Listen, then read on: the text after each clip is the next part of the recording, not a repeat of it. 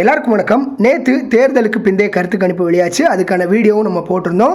அதில் நிறைய பேர் வந்து கமெண்ட் பண்ணியிருந்தாங்க, இண்டிவிஜுவலாகவும் வந்து பேசியிருந்தாங்க. என்ன அப்படின்னா வந்து விஜய் அண்ணா நிறைய ஓட்டு வாங்குவார், அதில் எந்த மாற்று கருத்தும் இல்லை. பட் எங்களுக்கு பயம் என்ன அப்படின்னா வந்து கள்ள ஓட்டு நிறைய போட்டிருப்பாங்களோ அப்படிங்கிற ஒரு விஷயமும், பெட்டியை கிட்டே மாற்றிடுவாங்களோ அப்படிங்கிற ஒரு பயம் இதுதான் இருக்குது அப்படின்னு சொல்லியிருந்தாங்க. அதுக்கான கிளாரிஃபிகேஷன் தான் இந்த வீடியோ. என்ன அப்படின்னா கள்ள ஓட்டுலாம் போட வாய்ப்பில்லை. 75 லட்சம் ஓட்டு எஸ்ஐஆரில் வந்து நீக்கிட்டாங்க. உள்ளே இருந்த முகவர்கள் கிட்ட முதற்கொண்டு நான் வந்து பேசியிருக்கேன். அவங்க சொன்னதும் போன தடவை மாதிரிலாம் வந்து இல்லை, கள்ள ஓட்டெலாம் இப்போதைக்கு வந்து போட முடியாது அப்படிங்கிற ஒரு விஷயத்தை தான் வந்து சொல்லியிருக்காங்க. லீஸ்டாட் ஏதோ 1-2 போட்டால் உண்டு, அதைத்தான் வந்து அவங்களால வந்து பண்ண முடியும். அண்ட் வெளியிருந்து வர்றவங்களுடைய ஓட்டை வந்து போடலாம். ஸோ அந்த ஓட்டும் இப்போ முடியாது. ஏன்னா வெளியிருந்து வந்தவங்களும் ஃபாரினில் முதற்கொண்டு எல்லாருமே வந்து ஊருக்கு வந்து ஓட்டை போட்டாங்க.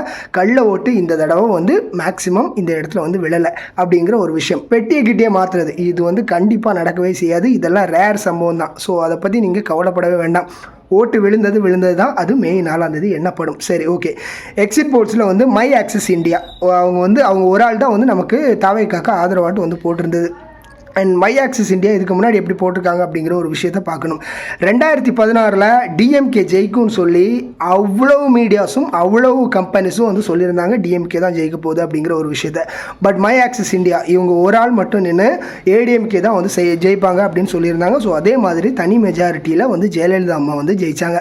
இதுதான் மை ஆக்சஸ் இந்தியாவுடைய ஸ்ட்ரைக்கிங் ரேட் அப்படின்னா வந்து இந்த மாதிரி கருத்து கணிப்பு எடுப்பாங்கல்ல, அவங்க எவ்வளோ அக்யூரஸியாக கொடுக்காங்க அப்படிங்கிற ஒரு விஷயம். கிட்டத்தட்ட 92 to 94% அக்யூரஸியாக மை ஆக்சிஸ் இந்தியா வந்து கொடுத்துட்ருக்காங்க. பட் இந்த இடத்துல மை ஆக்சிஸ் இந்தியாவும் தப்பாக தான் சொல்லியிருக்காங்கன்னு நான் சொல்லுவேன். ஏன்னா வந்து நம்மளுடைய கருத்து 144 to 160 ஆரம்பத்தில் சொன்னதான், அதில் எந்த மாற்றமும் வந்து இல்லை. இவ்வளோ சீட்டு வந்து விஜயண்ணா அடிக்கிறாரு. எதுக்காக வந்து எல்லாமே தப்பு அப்படின்னு நான் சொல்கிறேன்னா வந்து இந்த ஒரு வேவ் அப்படிங்கிற ஒரு விஷயம், இதை வந்து பார்க்குறதுக்கு கிட்டத்தட்ட ஒரு 50 வருஷம் ஆகும். ஏன்னா அண்ணாதுரை அண்டு எம்ஜிஆர் பீரியடில் இருந்தது, அப்புறம் வந்து இப்போ விஜயண்ணா பீரியடில் வருது. இதுக்கு இடையில எவ்வளோ நடிகர்கள் யார் வேணாலும் எப்படி வேணாலும் போட்டும். பட் இந்த ஒரு வேவ் மக்கள் மத்தியில் விஜயண்ணா எவ்வளோ தாக்கத்தை ஏற்படுத்தியிருக்காரு அப்படிங்கிறது சொன்னால் இந்த வீடியோ வந்து பத்தாது. இவ்வளோ இருக்கிற விஷயங்களை வந்து எல்லாத்தையும் வச்சு கருத்து கணிக்கிறது ரொம்பவே கஷ்டம். அது முடியவும் முடியாது. ஸோ இவங்க வந்து ஒரு பேட்டர்னை வந்து யூஸ் பண்ணியிருப்பாங்க. ஏடிஎம்கே டிஎம்கே இப்படி இருக்காங்க, கரண்ட் போயிடுச்சு, மக்கள் கருத்து இப்படி இருக்குது அப்படிங்கிற விஷயங்கள்லாம் வச்சு ஒரு போலிங்கை வந்து அவங்க ரெடி பண்ணி வந்து கொடுப்பாங்க. இந்த மை ஆக்சஸ் இந்தியா வந்து வெஸ்ட் பெங்கால் எலெக்ஷன். ஸோ அதனுடைய கருத்து கணிப்பு கொடுக்கவே இல்லையா அப்படின்னா வந்து மக்கள் நிறைய பேர் வந்து டிஸ்க்ளோஸ் பண்ணல, நான் யாருக்கு ஓட்டு போட்டேன்னு சொல்லலை அப்படிங்கிறதுனால வந்து அவங்க கருத்து கணிப்பே போடல. இதுதான் அவங்களுடைய அக்யூரசி லெவல். அண்ட் 180 190 சொல்லிட்டு இருந்த டிஎம்கே மக்கள் எல்லாருமே ரெண்டாவது வந்த கருத்து கணிப்பு, தேர்தலுக்கு பிந்தைய கருத்து கணிப்பில் 120 130 கங்கணம் கட்டிட்டு நிற்கிறாங்க.